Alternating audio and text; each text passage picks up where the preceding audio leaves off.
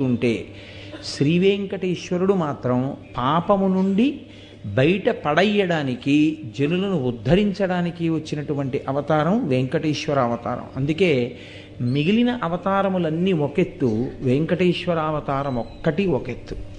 అంతటి కారుణ్యమూర్తి. అందుకే తిరుమల వైకుంఠమనగ గైసేసిన మీ సలలిత కరుణాహృదయము కలనైనను మరువరాదు కంజదలాక్ష అంటారు. సాక్షాత్తుగా తిరుమలనే శ్రీవైకుంఠంగా మార్చుకుని అక్కడికి వచ్చి నిలబడినటువంటి ఆ స్వామి యొక్క కారుణ్యాన్ని కలలో కూడా మరిచిపోవడం కుదరదు. అంతటి అనుగ్రహ ప్రదాత.